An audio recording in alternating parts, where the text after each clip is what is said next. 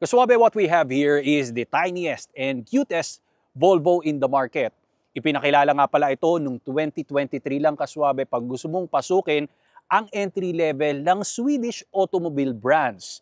Ngayon, kaswabe, tinanghal ito as the fastest accelerating Volvo. Dalawa kasi ang trim level niyan. Yung isa, naka-dual motor, runs 0 to 100 ng 3.6 seconds. Pero this one, of course, battery electric vehicle ito na subcompact crossover SUV, which is naka-single motor tayo, pero ang 0 to 100 yan nasa high performance na segment pa rin dahil 5.3 seconds lang. Kung titingnan mo, ang liit-liit, pero meron siyang big performance. Kaya ang tawag sa kanya ay small but mighty. So on this video, kaswabe, i-check natin kung ano ang mga amazing features and details sa kanya dahil napakarami, both exterior and interior. Then after that, let's get behind the wheel para malaman natin kung anong capabilities meron ang isang Volvo EX30. Nga pala, pag kinakailangan mo ng contact person sa lahat ng fleet ng Volvo here in the Philippines, ilalagay ko lang dyan sa pin comment below, contact Sir Vince for smoother and faster transaction. So what are we waiting for? Suabe, let's begin.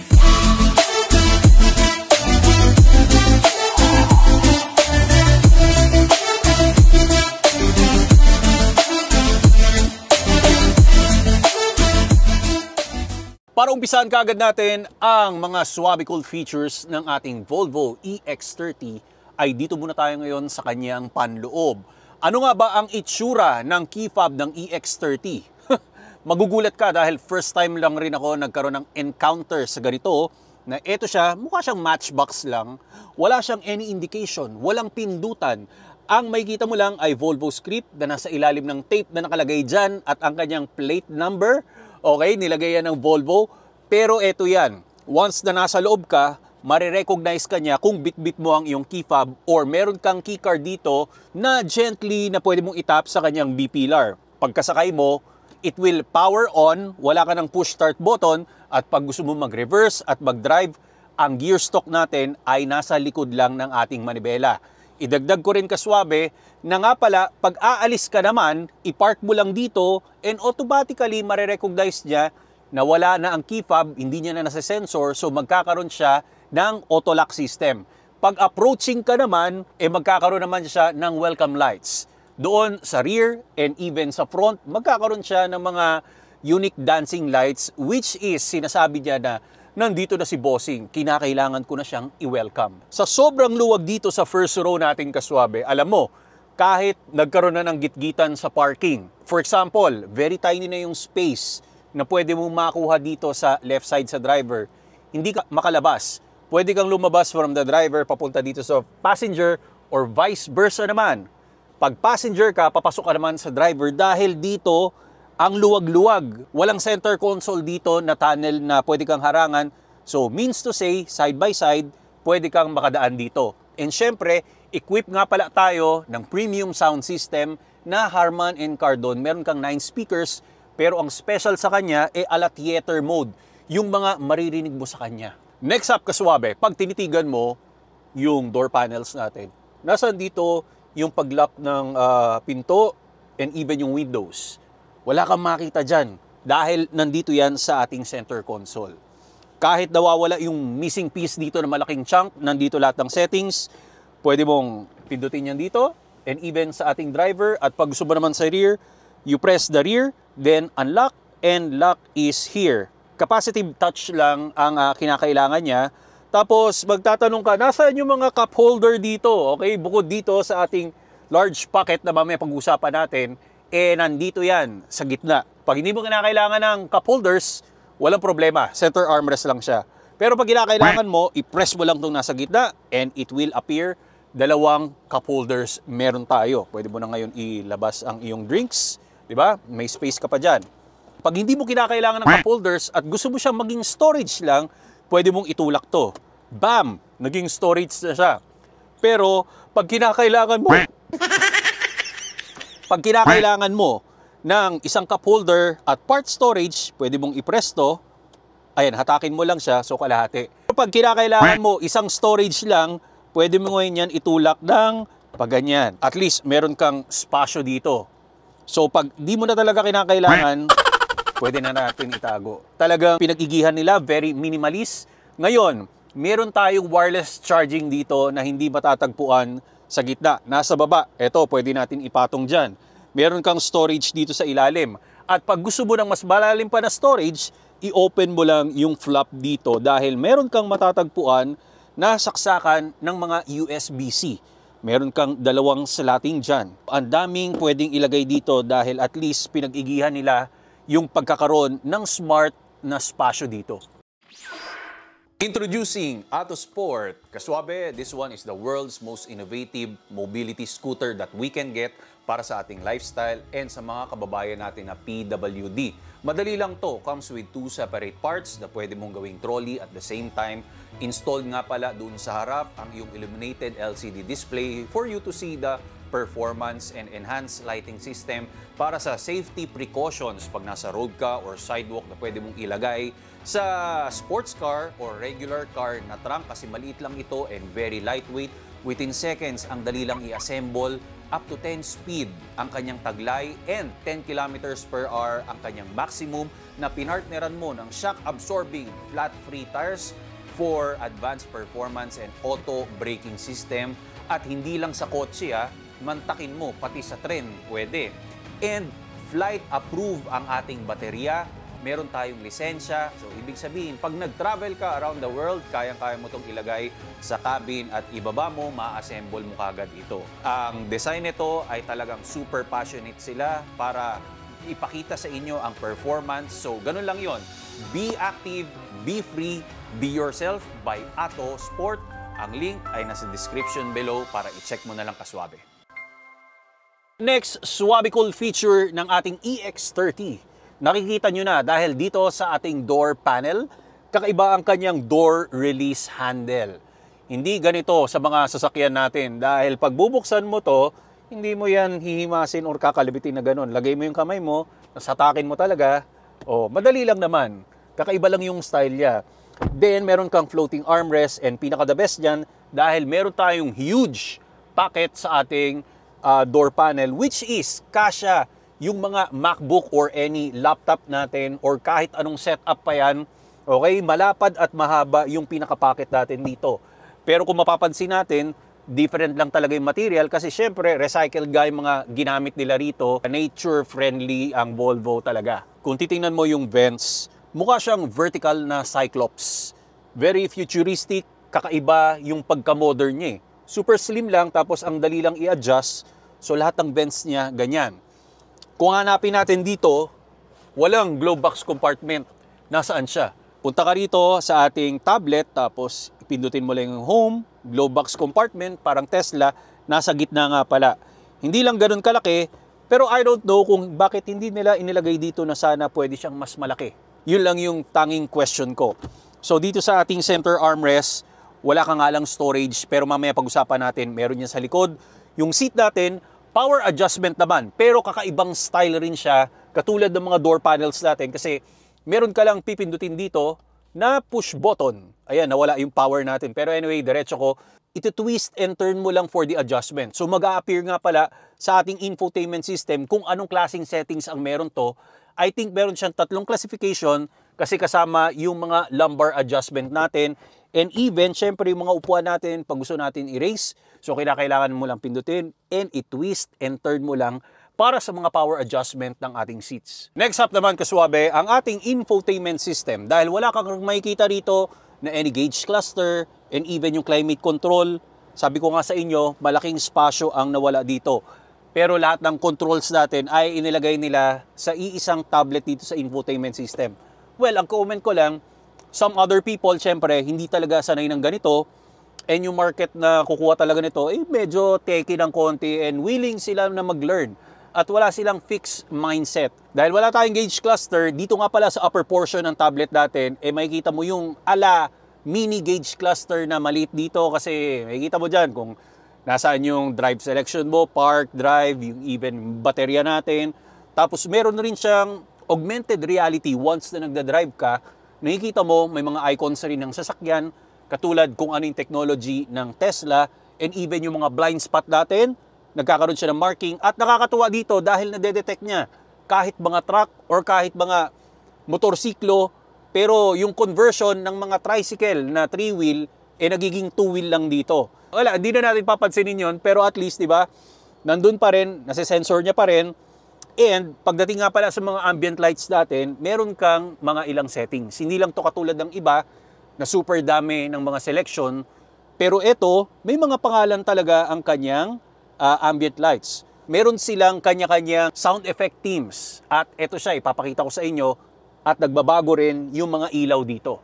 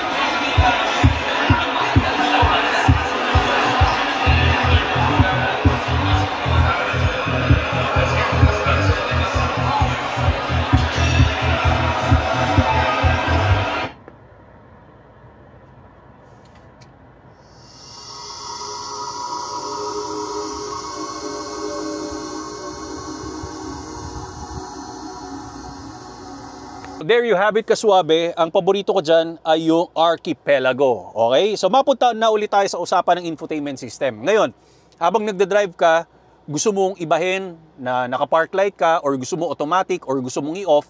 So thankful kasi pwedeng i-off yung mga ilaw.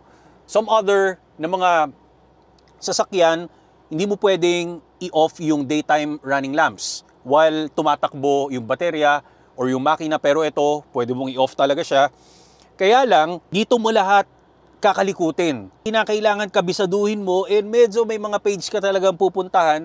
And bukod dito sa ilaw na to, even yung mga side mirrors natin, kinakailangan dito mo rin sila i-press. Kinakailangan mo lang talagang masanay na lahat ng controls ay nandito sa infotainment natin. Even yung AC, so lahat nandito rin siya papakailaman. Pero ang maganda naman dito, at least naka-Apple CarPlay naman tayo, kumpletos, rekados naman dito, busog na busog sa features, kabisaduhin lang talaga natin. Kinakailangan mo magkaroon ng matinding muscle memory.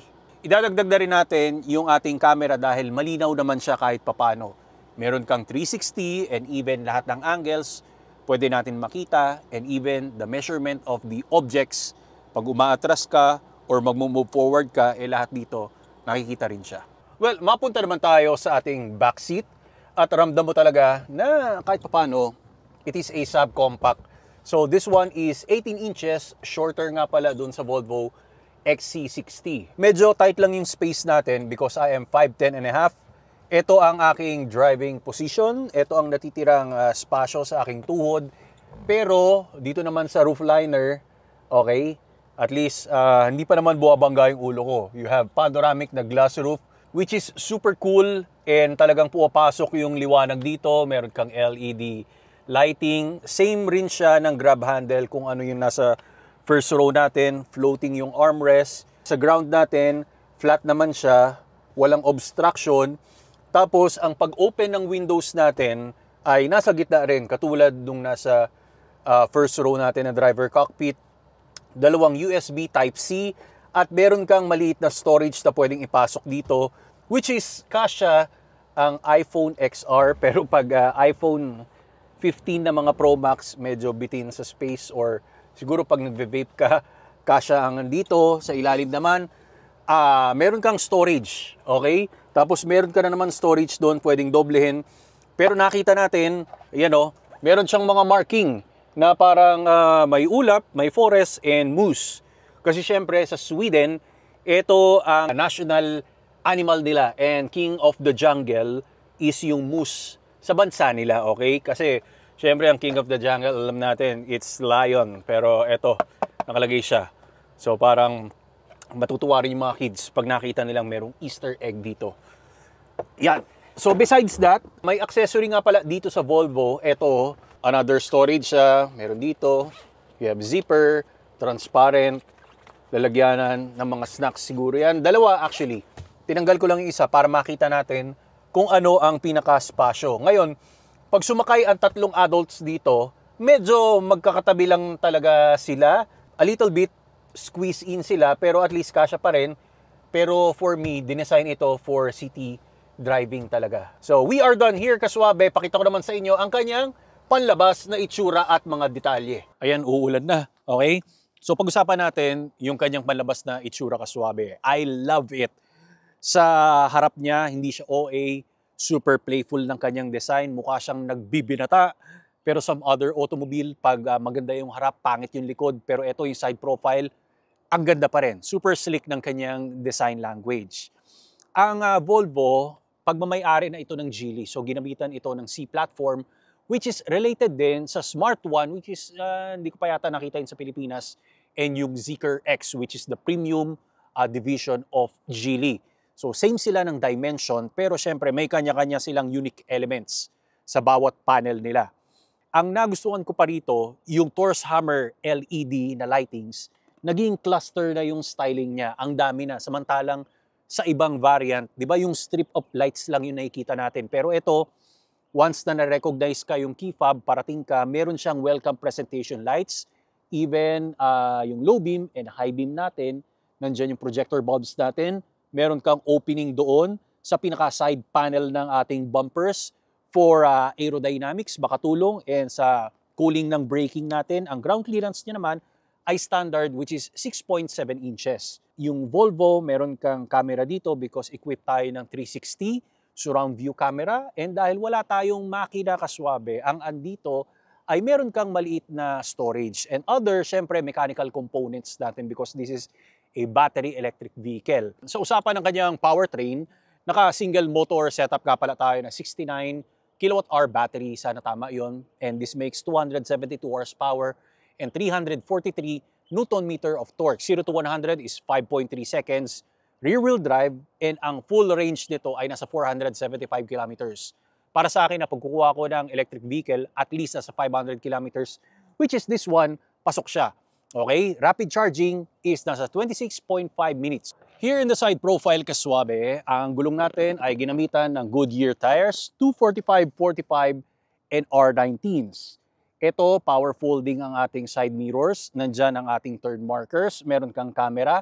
Pero ang amazing details dito ay katulad ng ating rear mirror, frameless siya, kaswabe. Katulad ng ginagamit ng mga technology ng iPhone na wala ng bezel, para hindi sayang sa pag-consume ng space. Black yung A-pillars natin and yung roof. Then doon sa rear pillar, meron kang additional badging ng EX30 para pwede mo pa rin ma-recognize na isa itong Volvo EX30. Bukod nga pala doon sa tailgate na nakikita natin.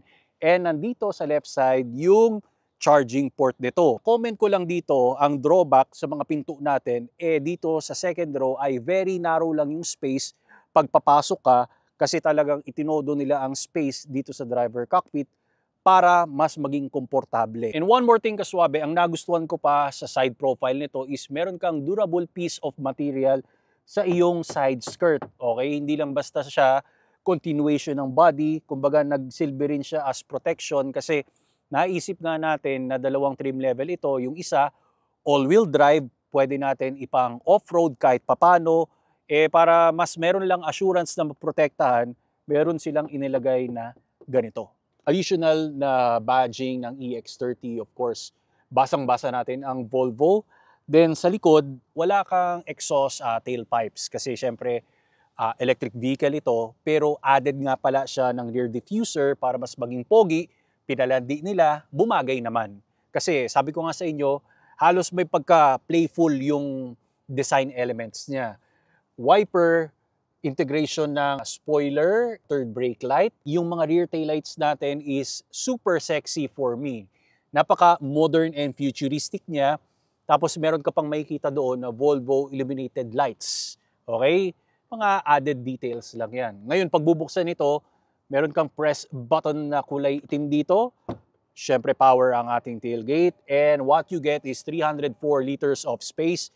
I don't know kung naging 304 siya nung in-adjust ko pa ilalim to kasi meron siyang cover dito talaga which is very flat. Pero pwede mo rin siyang i-adjust na, ayan, mas naging malalim siya ngayon. Ito yung tinanggal ko.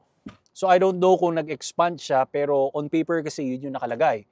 To fold down the seats naman, kinakailangan hatakin mo lang sa second row, medyo matrabaho ng konti, pero at least yung cargo space natin aabot ngayon na 904 liters. You have tonneau cover, LED lights, 12 volts, early warning device, and Easter egg is meron kang chart ka pala doon kung ano yung mga bagay na magkakasya dito sa ating cargo space at kung naka-fold down yung second row seats natin. Hindi ko lang masyado maintindihan kung paano yung sukatan na measure, pero based dito, kasya ang stroller, halaman, trolley, merong parang robot doon. I don't know kung goggles ba yon. Merong lampara, golf club. So, ayun yun. Tingnan mo na lang, kaswabe. I-check mo naman ang ating test drive impressions. Yeah! Woohoo! Kaswabe driving the Volvo EX30. Small but mighty. Grabe. Alam mo, binibilib talaga ako ng Volvo in every variant nila eh. Pagaling ng pagaling yung mga iminamaneho natin eh. Nakaraan, meron tayong mga EC40. Galing tayo doon sa XC90, which is yung malaking SUV, which is the mid-size SUV classified. Tapos ito, alam mo, para sa akin lang, fastest accelerating ito na Volvo, kaya lang single motor ito, pero hindi pa rin nagpapauli. This is an ultimate sleeper na subcompact crossover SUV na hindi mo pwedeng isbolin. May mga kasabayan ako na mga mid-size pickup truck, which is pinapantayan ko lang sila at mararamdaman mo na talagang todo na nila yung pagtakbo. Pero anytime, pag gusto mo mag-burst out na momentum blast dito sa pagdadrive, napaka-super responsive and very reactive ng drivetrain natin. Sobra, ang gaan-gaan pag minaneho natin, super great yung handling. When it comes sa damping system natin, kaaya-aya ang comfort na nakukuha mo. Even yung seats natin, slim profile lang pero super komportable. Sinisipon ako. This makes 272. Grabe. Sa 0 to 100 niya, again, performance-driven na segment yon na nasa 5 seconds kasi yung mga Mustang, mga Dodge na V6, yan, nasa 5 seconds yan. Yung mga nakaturbo na Camaro and even Mustang, lahat sila nandun. Oh, lalong-lalo na yung dual motor, grabe.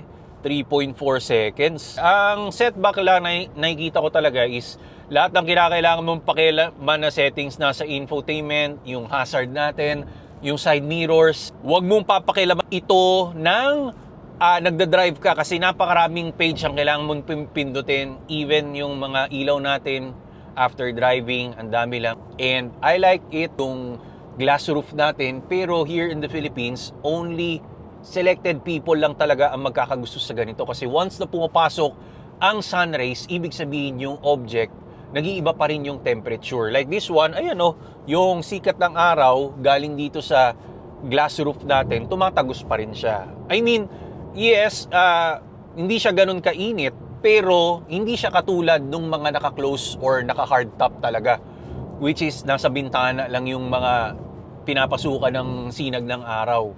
So yun para sa akin I mean own preference lang yun. Mas better siguro kung merong nakapalaman na glass roof tapos meron din platform dito na hardtop sa interior natin. Minsan nag 140 kilometers per hour na ako pero not here in NLEX. Ang akala ko nasa 100 kilometers lang ako. Sa super stable niya, ayan pag nag-drive ka, ramdam mo kaagad yung gravitational force eh. It's very quiet, very low profile, low-key lang siya pag tinatakbo mo. Nakakagulat siya. Again, it is an ultimate sleeper subcompact crossover SUV. Pag may gusto kong habulin na speed, kayang-kaya mong habulin. Wala lang tayong drive modes, pero parang 24/7 pag dinrive mo to parang pack na siya kagad ng performance eh. Pag kinakailangan mo ng contact person sa Volvo lineups natin, ilalagay ko na lang ang information ni Sir Vince nasa pin comment below. Pag kinakailangan mo ng ganito, mag-test drive ng mga XC90, XC60, mention mo na lang Rico Suave for smoother and faster transaction. And pag nakakuha ka ng unit, di ba pwede naman kitang i-meet up at kamayan ka para i-congrats ka sa Volvo unit natin. I hope you like the video. Maraming salamat. God bless. More power and more performance.